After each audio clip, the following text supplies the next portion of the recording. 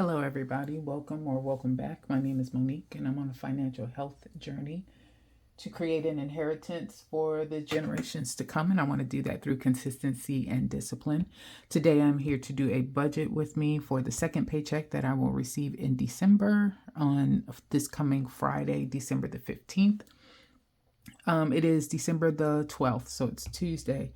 When I'm recording this, I think I'll upload it on Thursday. With that said, I'd like to thank everybody who's liked or commented on any of my videos, and also I would like to thank anyone who's decided to subscribe to my channel. Truly started this as a way to hold myself accountable, but I do understand, recognize, and appreciate the community as a whole. So anyone who has decided to take this journey with me, thank you, thank you, thank you. I am going to review a couple of things on the calendar, and so I'm going to actually turn this to is this horizontal? Yeah, horizontal view. Makes it easier to see the calendar. I'm going to go in a little bit so you guys can see that. All right, so I get paid on the 15th, and of course covering tithes, but here are all the bills kind of highlighted in purple or a pink. Sorry, the pink, not the purple, but the pink, that I need to make sure I'm taking care of. So tithe, water, gym. Here you've got Bridgecrest, Green Sky, and Kohl's all coming out on the same day. And then my OneDrive, Apple Music, Gas South, and Apple Care. So this is how my bills should align when we go to the actual finance page or the budget with me page that I'm going to review in a few minutes. So I am doing this as a way to hold myself accountable, because what's happening or I've noticed is that if I don't review this first, actually, if I'm quite honest, even when I review this first, I still miss stuff. So I'm trying to get better about that. So these are all of the items that I need to cover. And on the 15th, I have Corinne's chorus trip. I think you can see that. The other priority here, chorus trip payment for her trip to Carnegie Hall. We did see a decrease in the amount that I needed to pay, plus an extension as far as the dates were concerned. So basically, initially they were asking for about $2,000 before the end of the year, but now we have less to pay because we've been doing a lot of fundraisers and singing in the park and going around to different businesses around supporting. And so that's really helped to cut back on or cut cost for the parents on an individual level for the students that have actually participated in the fundraisers. And so a lot of parents chose not to participate. They're just going to pay the money. That's fine. Monique chose to participate, so it is going to be less. So for this payment on the 15th, it was supposed to be $450. It's actually going to be $300, which is truly a blessing. And then, as I mentioned before, instead of having everything paid by the end of this year, we have until the middle of April to take care of the cost. So I do have to make sure that I make that payment amount as well. So those are the things that I want to make sure that we cover as a part of this. Now, you won't see the chorus trip because it is being handled through sinking funds. So I'm not going to have it here as a part of the budget with me, but when I cover my sinking fund update at the end of the month, you will see the deductions there. Okay. All right, so I'm going to zoom out just a bit. No, out. Here you go. I'm going to move this up, and we're going to move to the December 15th. So this is the way that DGP, I think it designs, I think is the name of the place, of the company for Etsy, through Chaffney Nicole's website or Etsy site. This is the way that the page lays out as far as the financial view is concerned. I am testing it out for December because I will be using it in 2024 going forward. Her categories, how she has things listed, the amount of options that she has available are a little different. So I'm having to make some adjustments. So you'll see some things done a little differently here, and we'll talk about that as well. But overall, my preference is to use what she already has because it's all hyperlinked to specific months, and it just makes things easier instead of trying to create a form and then trying to embed it into the digital planner. I'm just going to use what we already have. So that's what we're going to go through now. All right, so we'll start with income. For the income, so first, actually, this is covering paycheck I'll receive on December the 15th, and it's going to cover the dates the 15th through the 28th. So when it comes to bills account, I am expecting $1,325 to get deposited into that. You'll notice here, you've got 3 items that are listed with dashes. So I am recording now what's coming out of that amount. So tithes, pet insurance, and car insurance are already deducted from this $1,325. Okay, so when you see that $1,325 going into the bills account, just know these items have already been taken care of. It was one of the things, and I don't think anybody asked about the pet insurance, but I did have a question just in reference to the car insurance. But yeah, that's what happens. Those are auto deducts from my paycheck through my company. So depositing into my bills account will be $1,325. Deposited into my variable account, I'm budgeting $925. That amount will change as well after this check. So I have also received a notification from my job that we've come to the end of my bonus payment. If you watched any of my videos before, I can't remember exactly which ones, but I did reference that I'm going to see a decrease in my paycheck amount starting in 2024. And that's because I was getting a bonus. Instead of them giving us our bonus in a lump sum at the beginning of the year, they decided to, if you made so much, if you hit a certain threshold, you would actually get that amount paid just in your paycheck over the year versus getting one lump sum. And so we did get a notification that the check that we're going to receive on December the 15th is the last check that will have that bonus amount in there. I'm anticipating my check going down per paycheck $125 or so, if I'm not mistaken. I think that's how much of a bump I saw overall in my net pay that I received. And so this is the last one that will have that bonus. When I budget my paycheck for December the 29th, you will see a lower amount for the variable account. So I have a set amount going into my bills account. I have a set amount going to Allie, the high yield savings account, to account for the property insurance that I save for and pay quarterly. And then everything else that's left over goes into the variable account. And so I'm anticipating $925 today. On December the 15th. And then going forward, this number will probably be closer to $800 or $850, something like that. Okay, and then rollover. So I saved $250 in essence into my bills account. I saved that and have that set aside, and it's still there to help with my mortgage. I do try to pay a little bit on every check in anticipation of the amount that's due in January. So I guess technically I'm a month ahead on the mortgage because I do save for that in the previous month to pay the next month. Okay. All right. So there you go. So bills account, $1,325. Let's add those together. $1,325, $925, and $250 equals $2,500. So that's what we'll list for total income. $2,500. All right. Next, we have I'm just showing here those amounts that we just talked about.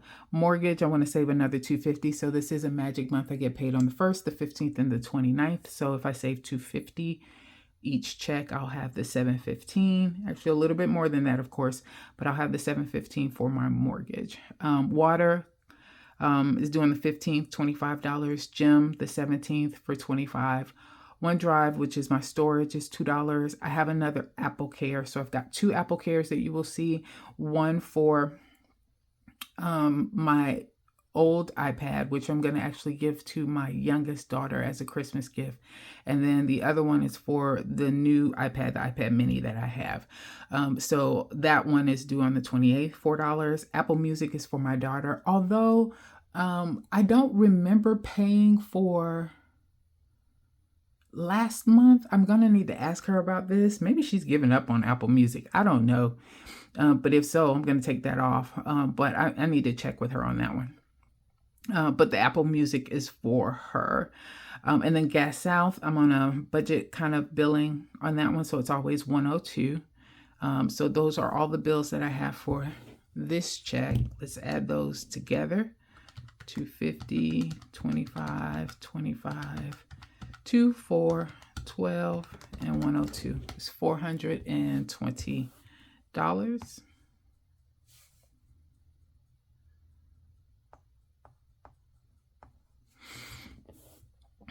Alrighty, so if we take 2,500 minus 420, that leaves me at 2080. And this is very different because I don't usually do an account of how much I'm taking out or using up as I finish each section. So that is new with this particular form. All right, the next is expenses. So you guys may remember me talking about moving from 7 categories down to 5 categories as it relates to my variable expenses. And this is the reason why. So I had 10 slots available or rows available under the expense category, but I do divvy out mine for each week. So I am a bi-weekly paycheck budgeter. So every week I give myself a set amount of money. And so I wanted to make sure I kept that particular flow going because it works the best for me. Since I had 10 rows available, I wanted to divvy this up. So 5 rows used for week 1, 5 rows used for week 2. That's why you see them repeated there. And I'm going to document it right now based on the amounts that I plan to spend in each of those. Pretty much I give myself $320 for every week. Now, this is my standard amounts, but those might flex sometimes. So if I'm going out of town, and actually within this time period, I will be going out of town, I might give myself less in groceries, more in gas, but it doesn't matter how I allocate that money. At the end of the day, I give myself $320 every week. So I know this total is right, although what I'm budgeting for the amounts might shift, or as I write out the actuals, you may see me higher in some of these categories and then lower. What I'm trying to do is hit this 640 for the paycheck. Okay, so that paycheck covers 2 weeks. In 2 weeks, I don't want to spend more than $640 in any of these categories. And like I said, I moved down to 5 from 7. So I combined personal, miscellaneous, and spending all together as one number of $50. So my total that I want to spend max for expenses is $640. So let's go ahead and subtract that. And that leaves me with $1,440. Okay. $440. All righty. Next, we have sinking funds. And so I'm going to just usually on the forms that I created myself, each of the sinking fund categories had their own separate row. And then I totaled up all of the sinking funds together. This is not enough space to do that. So I just have total how much I want to typically budget for sinking funds. That's $290. And then I work out, as you can see here, I work out both my savings challenges and sinking funds on a separate worksheet. Okay. So I took that $290. That's how much I want to save. I have all of my categories already listed here. I'm going to reuse this same sheet over and over and over again. So after I budget for December the 15th, I'll wipe all of these amounts out and just start from scratch for the December 29th paycheck. But this is how I am tracking this and making sure I hold myself accountable to the amount that I want to save based on the categories that I have listed here. So this is how I worked it out, put in all of the different amounts that I have for each of the categories, or what I want to save for each of the categories. I've come up with an additional one that you might not have seen before, and that's for lawn. I talked about that. That's one that I wanted to go ahead and get started. So I am reducing the amount that I put into my emergency, and I am allocating those funds for lawn. So usually I would do 50 for emergency. Now I'm going to do 25, and then I'm going to take 25 and put into an envelope for lawn to help save for spring and summer of next year, so that I can already prep for that, considering that I'm going to have less in my paycheck going forward. So that's for sinking funds.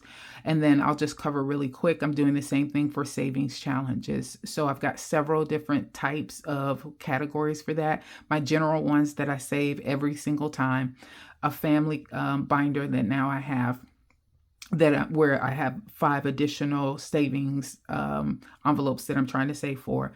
I displayed for you guys in my last video the savings challenge book that I have about 3 savings challenges there and why I'm saving for those.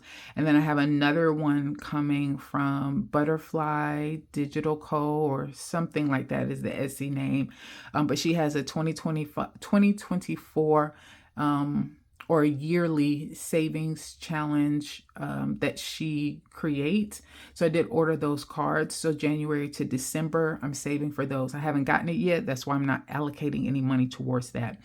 So when I added up all of those, I came up with $166 that I need to put aside for savings challenges. And when I added up all of my sinking funds, I had $290 that I need to save for that. And as I mentioned before, one single worksheet for this. Once I'm finished allocating this money and handling this, I'll erase it and I will do it again for the 12/29 paycheck. So let's go back to my form. All right, so that's where I came up with the $290. Next, for bills, my bills buffer, my variable buffer, and any investments. And for investments right now, I have a public investment that I do in the public app. And then I also have a Roth IRA. I've not been able to contribute to outside of the initial $100 that I put in there, but I want to change that for 2024. But for all 3 of these, I'm not going to save into those until the end of the month. So on 12/29, when I get paid, I'll take care of all of my bills. I'll see what I have left over. I should have left over for rollover. And once I know for sure that I can pull some of that money, at that point I will, and put money in here. So I'll have them listed, these 3 rows. I'll have those listed on every one of the finance sheets, but you won't see me contribute to those until the end of the month. I don't know if I'll do it within the budget with me that I recap that I do, or if I'm just going to do it at the end of the month when I do my debt update and my sinking fund update. I may go ahead and tell you guys then how much I've been able to put towards these. For all 3 of these, the bills buffer and the variable buffer, I have money that's on that's already in the bank for those, and I have envelopes with prop money for those. I will start to mix in some cash with those as well. So any money that I'm going to put into these, I'm actually going to pull it out of the bank, and I'm going to put it into put it as cash into those envelopes. So these envelopes, those 2 envelopes, will have actually all 3, because I have money in the Roth account and I have money in public too. So for all 3 of these, I already have envelopes with prop money, and then I'm going to start mixing cash money in that. So just, pray for me that I keep things separated out. But there's a reason for that. I found myself spend a little bit of money, and I'm sure it's because of holidays. I'm almost positive it's because of holidays, because I've not really had this affliction prior to now. But I did see where I spent a little bit of money for my bills buffer and a little bit of money for my variable, where I just swiped the card, and I knew I had buffer in there, so I was using it. But I'm not, it's not meeting the goal that I set for it. And every time I create a video, I tell you guys that I'm trying to create an inheritance. And I cannot do that if I'm constantly spending the money. And if I'm very honest, the best way not to spend it is to have cash and put it up, because I never take an envelope with me at all. So if I'm in the store and I don't have the money in the bank and I left my cash at home, I can't spend it. So I am thinking about, oh no, I know I will have those those funds pulled. I'll have cash, and then when that cash reaches a certain amount, I will then deposit it into the accounts, or deposit it into the Ally account. I might create separate bills buffer and variable buffers there. That's what I'm thinking about, but we'll see. So anyway, my sinking fund total is $290. Let's go here. And let's take away that from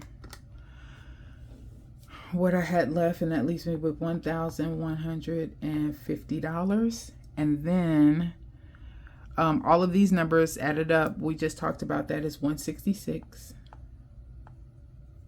And let's subtract that. So minus 166 equals $984. All right, cool beans. Next, my actual debt. So I have Ridgecrest, that's my car payment at $503, Kohl's at $90, and Green Sky at $90. Now you'll see Rooms to Go here, and you'll see it in gray. So on my debt update video, I shared that I thought I had finished off Rooms to Go, but when I went to check the account after I made the large lump sum payment to wipe away this debt, I noticed that I still had $31.89 remaining. I don't know why, but it was there. And so my plan was to naturally just pay for that when it came due, which is on the 19th as well, for $32. But I did check my bills account and recognized that I did have a little bit of extra there. So I decided to go ahead, and you'll see this when I do my budget closeout. I went ahead and added it to my December 1st budget for Rooms to Go. Now, it was an unbudgeted amount. That's why it's in red.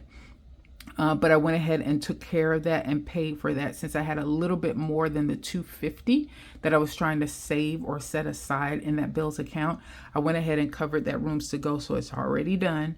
So it's paid. It's not that I'm ignoring it. It's been completed, but it was supposed to happen on this check. And so I went ahead and wrote it in. This just reminds me that I've already taken care of it. And because it's in gray, I know I did not have to take any action on it within the December 15th budget. So I'm not going to add it as far as my total is concerned. But I do want to make sure I document it and that I'm recording that it's been taken care of. So the other bills are $503, $90, and $90. And that's $683.